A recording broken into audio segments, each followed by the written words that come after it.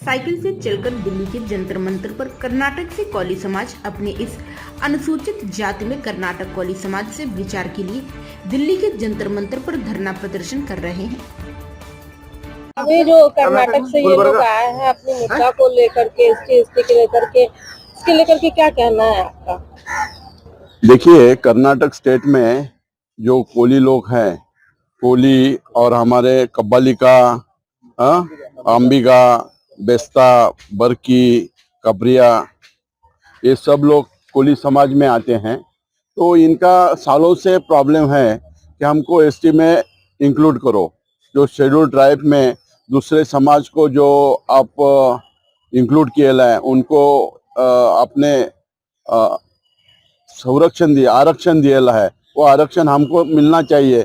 ये बहुत सालों से झगड़ा चालू है, लेकिन कल कर्नाटका से जो कोली समाज के जो दो भाई है उन्होंने डिसाइड किया कि अपन इस समाज के लिए कुछ करें कि प्राइम मिनिस्टर का, होम मिनिस्टर का, पार्लियामेंट के एमपीज का कुछ ध्यान हमारे तरफ आना चाहिए।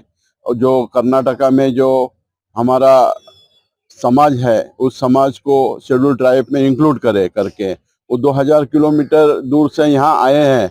आज जंतर मंतर में उपोषण कर रहे हैं यहाँ पे।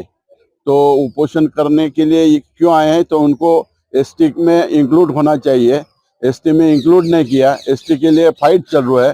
पूरा समाज कर्नाटका इंक्लूड करो करके चिल्ला रहा है, कर रहे हैं। और जो वहाँ के जो सीएम साहब हैं, सीएम साहब को भी बहुत निवेदन दिया, गृह मंत्री को भी निवेदन दिया।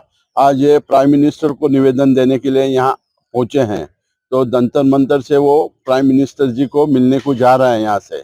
तो हमारा कहना एक ही है कि पूरे देश में कोली समाज का नियर अबाउट 20 करोड़ पॉपुलेशन है। तो किसी को एससी में, किसी को एसटी में, किसी को ओबीसी में डाला है। तो हमारी मांग यही है, जितने कोली समाज है हिंदुस्तान में, सबको एक इसमें इंक्लूड करो, कोली करके सबको इंक्लूड करो। ये हमारी मांग है, लेकिन ये मांग अभी तक डिसाइड नहीं हुआ। सर 40 साल से ये लोग कह रहे हैं कि 40 साल से इनकी लड़ाई है सर। अब मान भी लिए, क्योंकि अब एसटी में अब बचा क्या है सर? सब तो प्राइवेट हो गया है। अब एसटी के लिए बचा क्या है जो इन लोग इनकी मांग कर रहे हैं? इनसे क्या बेनिफिट होगी इनको? नहीं, एसटी में दूसरे लोगों को देते हैं, तो इनको क्यों नहीं देते हैं? सर अब तो सारे चीज प्राइवेट हो रहे हैं, आपको भी पता है सर। क्या प्राइवेट हो रहा है? सर हर एक चीज प्राइवेट हो रही है। अब सीट उस तरह के आते कहाँ है जो इन लोग को कोई बेनिफिट मिलेगा? शिक्षा हो या स्वास्थ्य हो या कोई भी चीज, अब तो एसटी में आप ही बताओ कि तो सब प्राइवेट हो रहे हैं। इसमें अब क्या इनको बेनिफिट क्या मिलेगी? अगर सरकार सुन भी लेती है तो बोल रहे हैं जब से मोदी सरकार आई है उन्होंने वादे किए थे इनसे। ये लोग खुद बताए हैं कि वो वादा करके गए थे कि अब हम लोग एसटी में ले लेंगे, लेकिन अभी तक उनका मतलब वादा करके गए तो उसके बाद हमारे एग्जीक्यूटिव वाइस प्रेसिडेंट है आदिवासी कोली समाज, कल्ला, मल्ला और कश्यप समाज के, जो उनको आपसे बात करेंगे। मैडम, जैसा आप बता रहे हैं, आपने जो प्रश्न पूछा है वो ये पूछा है कि हम 40 साल से ये मांग कर रहे हैं आरक्षण की। क्यों मांग कर रहे हैं? आज जब सब प्राइवेटाइजेशन करते जा रहे हैं ये सब चीजें, आपको मालूम है आपके घर में जो मछली आती है वो कौन मारता है? जो आप मछली इतना बोलते हैं, हम लोग कंट्रोल करते हैं, धर्मशास्त्र है, ठीक है। हमारे पूर्वज जो थे वो इस जो समुद्र रहता है ना, इसका संरक्षण करते हैं, और संरक्षण के अंतर्गत ही एक कार्य होता है समुद्र के भीतर से मछली निकालना और वहां के पर्यावरण को संरक्षित करके रखना। अभी क्या हो रहा है, पूरा प्राइवेटाइजेशन जो किया जा रहा है, ये आज आपको पता नहीं चल रहा है, लेकिन समुद्र गंदा हो रहा है। समुद्र के अंदर से जो जलीय पौधे भी निकाले जा रहे हैं उसी के साथ में, जिनका की उपयोग वो मल्टीनेशनल कंपनीज की जो रोबोटिक मशीनें हैं वो नहीं जान रही हैं इन चीजों को। लेकिन हमारे जो मछुआरे, जो छोटे छोटे मछुआरे नाव के द्वारा जो समुद्र के अंदर जाते थे, वो इसके महत्व को जान रहे हैं, उनको वो संभाल के रखते हैं, बायोडाइवर्सिटी को कंजर्व करते हैं। आरक्षण की बात हम यहाँ पे क्यों कर रहे हैं? क्योंकि हम तो दिन भर नदी समुद्र में ही रहते हैं, ठीक है। हमें यदि अपनी खुद की बोट चाहिए, नाव चाहिए, ठीक है, तो गवर्नमेंट ने सब्सिडी दे करके रखी है अंडर आर्टिकल 341 एंड 342। ये सब्सिडी उनको 50% और कई बार तो फ्री तक अवेलेबल हो जाती है। तो यदि हमारे मछुआरे भाई जो किसी ठेकेदार के अंदर काम कर रहे हैं, यदि अपना खुद का काम शुरू करना चाहते हैं और उनके पास में पूंजी कम है, और यदि वो सुविधा गवर्नमेंट ने उनके लिए बना के रखी हुई है अंडर आर्टिकल 341, 342 शेड्यूल ट्राइब और शेड्यूल कास्ट के लिए, तो हम क्यों नहीं बने शेड्यूल ट्राइब? अगर आपको हमको शेड्यूल कास्ट शेड्यूल ट्राइब नहीं बनाना है तो आप हमारे लिए मछुआरों के लिए एक कोटा फिक्स कर दीजिए। 10% कोटा आपके लिए रिजर्व रहेगा, आपको इसी के अंतर्गत पूरा प्रोटेक्शन मिलेगा। आपके पॉलिटिकल रिप्रेजेंटेशन है, जो आपके प्रतिनिधि है, उसको आप इसके अंतर्गत आप चुन करके आप दे सकते हैं। हमारी जो भी आपका रिजर्वेशन जैसा अभी कई समाजों को दिया गया है, वैसा रिजर्वेशन हमको दे दीजिए, हम नहीं आएंगे। अच्छा, ये जो हम बात कर रहे हैं कि हमको अलग से एक सेपरेट देना चाहिए, ये बैकवर्ड क्लास कमीशन जो मॉडल कमीशन उसने भी दिया हुआ है कि जो फिशरमैन और आई थिंक बंजारा, ठीक है, ये दोनों कास्ट के लिए कहा है कि चूंकि ये लोग वॉन्डरिंग कास्ट है, एक जमीन के भीतर घूमते रहती है, एक समुद्र के भीतर घूमते रहती है, इनकी आप प्रॉपर स्थायी रूप से आप इनको सोचेंगे कि आप पकड़ करके इनको आप इकट्ठा कर ले, आप ऐसा नहीं कर सकते, क्योंकि अपने वर्क पे रहते हैं, मैक्सिमम 6 मंथ ये बाहर रहते हैं, ठीक है। तो अगर ये थोड़ा सा बेनिफिट लेना चाह रहे हैं, तो अपने पॉलिटिकल रिप्रेजेंटेटिव भी अगर ये खड़ा करना चाह रहे हैं, तो मेरे ख्याल से 40 साल तो आपने हमारे लिए बहुत पीछे कर दिया हमको, आपने 40-50 साल आपने हमको पीछे कर दिया। हमारे पास पूरे गवर्नमेंट के रिकॉर्ड है जिसमें लिखा हुआ है कि हमको शेड्यूल ट्राइब और शेड्यूल कास्ट में लिया गया था, हमारा रिकमेंडेशन गया है, उसका आपने नोटिफिकेशन नहीं किया है, क्योंकि हमारा पॉलिटिकल रिप्रेजेंटेशन वहां संसद और विधानसभा में नहीं था। ये गलती हमारी नहीं है, ये गलती आपकी है, पॉलिटिकल पार्टीज की है।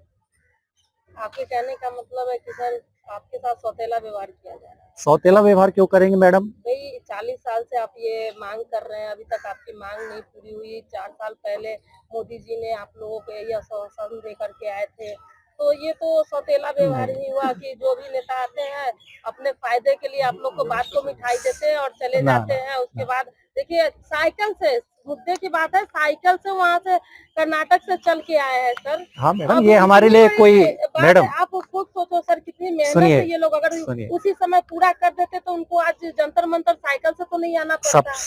सबसे मेहनती जो कास्ट होती है वो फिशरमैन कास्ट होती है, समुद्र के भीतर नाव चला के ले जाती है। आप तो पानी के दूर से देख के डरते हैं, ये तो बीच लहर में जब चारों ओर जमीन नहीं दिखाई देती, वहां से तैर के आती है। जमीन तो कुछ नहीं है, ये तो घूमने आए हैं यहाँ पे। अब लेकिन सरकार आप लोग देखिए, हमारे साथ पहली बात तो ये है कि हमारे साथ सौतेला व्यवहार नहीं कर रहा है कोई भी, ये बात आप इस पर समझिए। सौतेला कौन होता है? ये जो शब्द है सौतेला, ये नहीं है, एक्चुअली हमारे मांगों को रखने के लिए। देखिए मैडम, आप जो पूछ रहे हैं कि हम 40 साल से बैठे रहे और 40 साल से सरकार ने नहीं किया, आपको इस बारे में स्पष्ट कर दूं कि 1949 से ही हम आरक्षित हैं, लेकिन उसके बाद जैसे जैसे सरकार के नियम बदले हम लोगों को अलग थलग किया गया, इसमें कोई दोहरा नहीं है। पर आप एक बार बताइए, आपका जो कहना है कि हम 40 साल तक रहे और निजीकरण हो गया, इस कारण से इसकी आवश्यकता नहीं लगती, क्यों नहीं लगती है? हमें राजनीतिक भागीदारी नहीं मिलेगी, हमारी आवाज लोकसभा और विधानसभा में कौन उठाएगा? यही तो उठाएंगे। तो हम ये कह रहे हैं कि जब अन्य को आप राजनीतिक भागीदारी देकर के अपनी बातें रखवाते हैं, एमएलए, एमपी और पार्षद और सबको रखते हैं, तो हमारा आदमी क्यों नहीं जाएगा? इसलिए आरक्षण बहुत जरूरी है कि ये उसके माध्यम से जहाँ पे हम कमजोर हैं वहां पे हमारे को जो है नॉमिनेट किया जाए, जहाँ पे हम लड़ने की स्थिति में वहाँ राजनीतिक पार्टियां, हमें एक व्यवस्था से लड़ाई, हमारी किसी पार्टी से लड़ाई नहीं है, हम व्यवस्था से मांग रहे हैं कि हमारी अधिकारें दिए जाएं। सर, अगर आपकी मांगे पूरी नहीं होती है तो क्या करेंगे?